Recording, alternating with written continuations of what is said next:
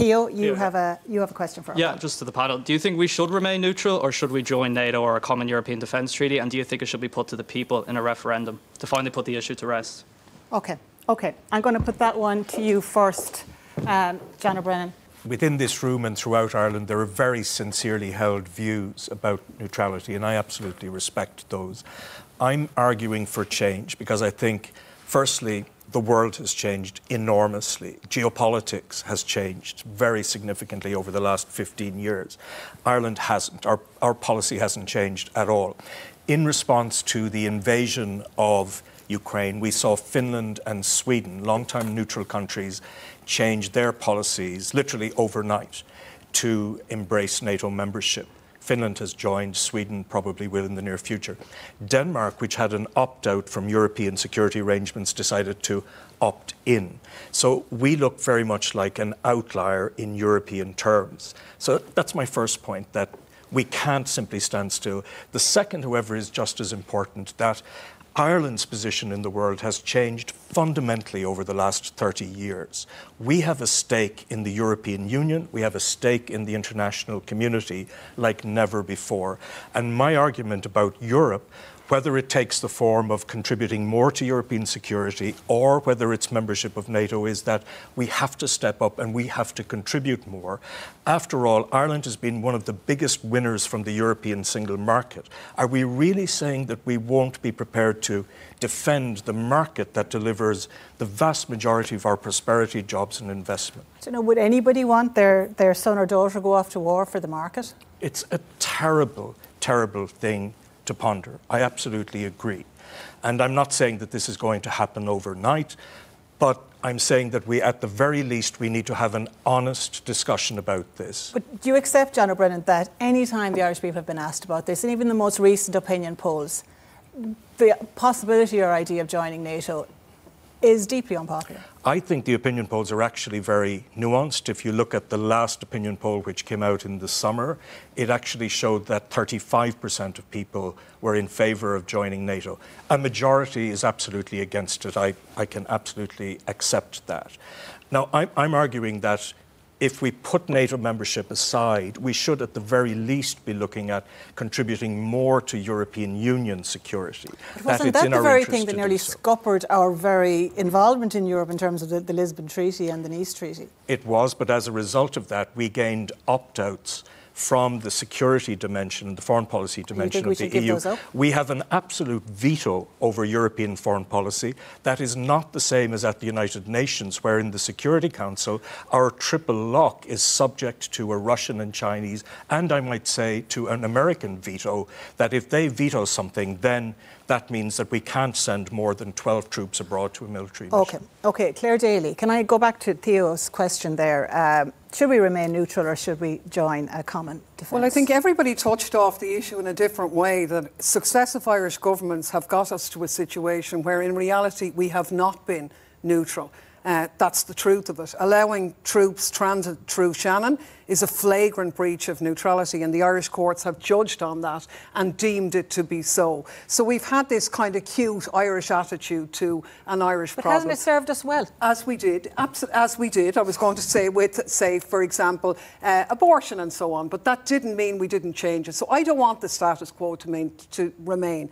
I want us to have proper active neutrality. Now, NATO and European Union are one at the moment. I think it is a bit of a sideshow to talk about NATO, because you listen to any of the debates in Europe. So you're saying NATO and European... To a great extent now, most of Europe's defence energy is gone through the auspices of NATO. Read any of the speeches from Joseph Borrell. We are NATO. Do I align with myself? Of course I do. And that integration like never before. I'm at the meetings morning, noon and night with NATO personnel in and out all the time. Europe has militarised in a way that we have not seen. And people in the audience... Would you not say with good reason, given that they have just witnessed... Well, this is it. Which came first, the chicken or the egg? And the idea is put forward largely by the lobbyists in the military-industrial complex that militarism makes us safe. It does not. The militaristic path that Europe was on started long before the Russian invasion. What happened was, once Russia illegally invaded Ukraine, people, including the government of Ireland, thought they could barrel down the road with that militarism. And now, huge amounts of European taxpayers' money is being spent on militarism instead of being spent on the issues that actually would make us safe. But do you think we should be at all worried about the fact that we have no capability as of today to defend ourselves, to defend our neutrality? Small countries cannot defend themselves. That is a simple fact of the matter. That was the days, going back to the days of De Gaulle. In great power conflicts, small countries, all we can do is argue for peace and champion the upholding of international law. That's our constitution. That's what we can contribute. And John says, oh, we're freeloaders in the year. That's an incredibly powerful message to give in the European Union. We are not freeloaders. To positively and learn from our history, to engage in a different way, to fight for peace. You've seen the outcome of that in recent days, where Ireland has been a bit more calmer and more productive in relation to the tragedy unfolding in Gaza than any other member state because of our history. We are a country that was occupied for years. We have that colonial affinity with the rest of the world, because we're not just dealing with Europe, we're dealing with the rest of the world here as well. We've an enormous part to play in that, and people admire us for that. Conor Gallagher, you have spent much time pondering on this in writing your book, which is just released this year. What is the...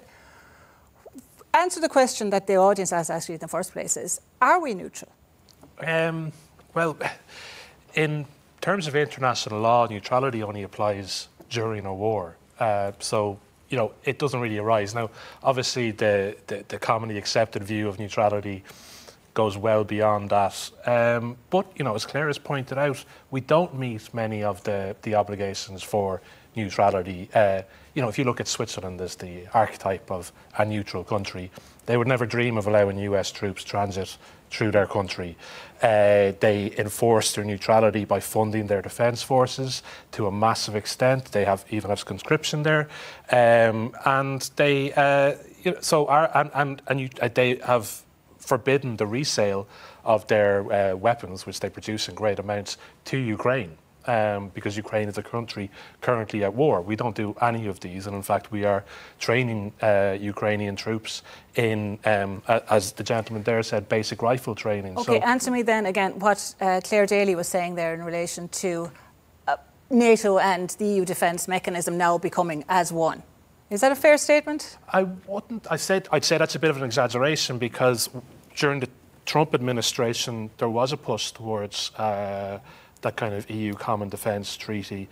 When Joe Biden came in and kind of reinvigorated NATO, and then the invasion of Ukraine, that caused particularly countries in Eastern Europe to realise that NATO is the only game in town in terms of it's their best bet for defence. What's happening in Europe is greater integration among militaries to achieve common goals, such as the PESCO projects. We've signed up for a lot more PESCO projects now, probably more on the way. Are we being sucked ever closer, doing what President Michael D. Higgins warned was playing with fire, you know, dangerous drift towards NATO? NATO Partnership for Peace programmes. We're going out on training exercises. We're training Ukrainian troops. We are absolutely down the road. We have 4 new European Defence Agency projects that we're incorporating ourselves in, and all with money that could be spent on other things. Conor? Well, I suppose the basic fact is NATO wouldn't have us in our current state, and it would take probably 2 decades of reform and massive increases in defence spending before they'd even want to have anything to do with us.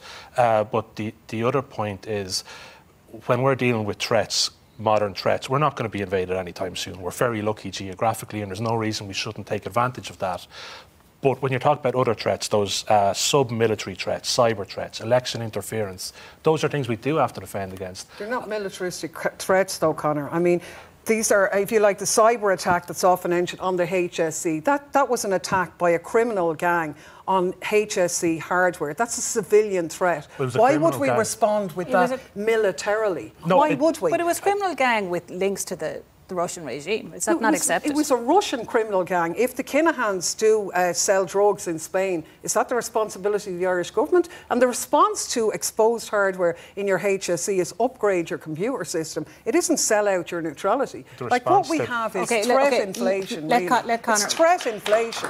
The response to cables being at risk in the sea requires ships. Not everything is about kinetic military risks. Sorry, I have to deal with the cable issue because this is the one that is trumpeted out. Even in the consultative forum talks about 97% of the world's cables being undersea, as if they were in Ireland's. There's 400 undersea cables in the world. 100 of them get damaged every year from fishermen. There's no accounts anywhere of a state actor destroying undersea cables.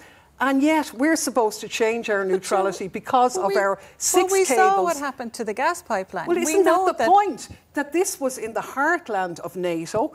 So why would us cooperating with NATO protect undersea cables when the only actual destruction of undersea infrastructure took place in NATO's heartland with Nord Stream 2? And seemingly they didn't know anything about it either, seemingly. Joe O'Brien, is the government worried about how vulnerable we are in terms of the cables, in terms of perhaps the next election? We saw warnings today that there may be Russian interference in that. And what are we doing about it? Well, there's been a number of issues come up there now that I just want to comment on, but I think it's important to say that our neutrality is very important.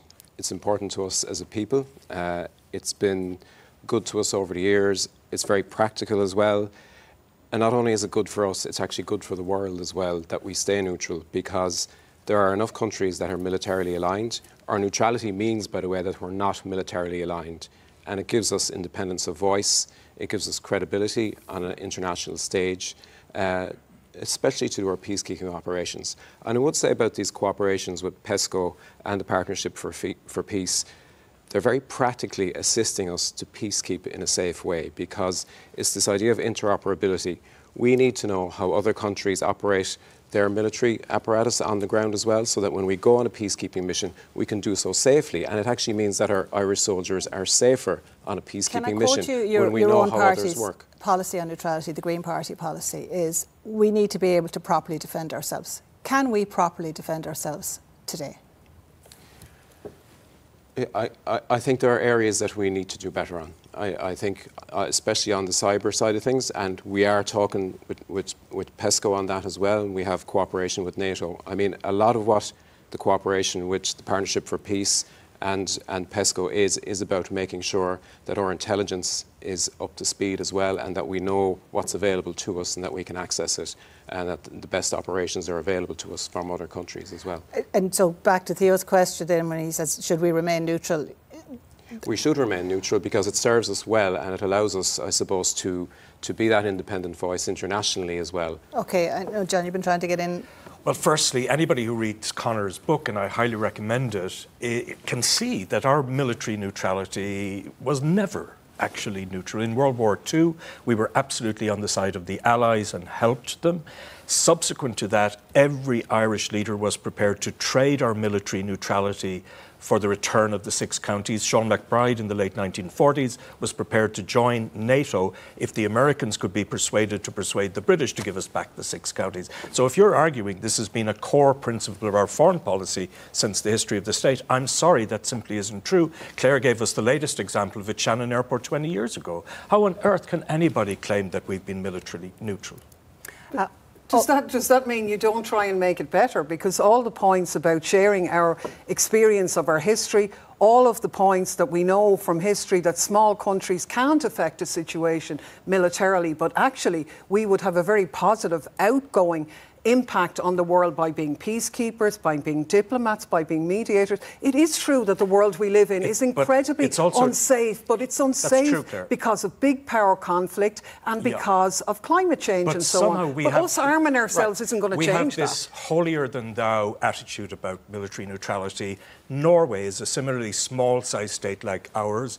It is deeply respected in the world as an arbiter of conflicts in many cases, despite the fact that it's a member of NATO. NATO. There's no So reason what? that being a member of NATO is a barrier to Mexico any of is a that. neutral, independent. It's highly respected and was on the Security Council as well. There's 200 countries in the world, and actually the biggest gathering apart from the United Nations is the non-aligned movement. And we as a country that was formerly oppressed should be with the non-aligned movement in arguing for peace and diplomacy in Okay, I want to come out into... I'll come back to you first, Theo, and then I'll come to yourself. Can I get it down to the front here to Theo?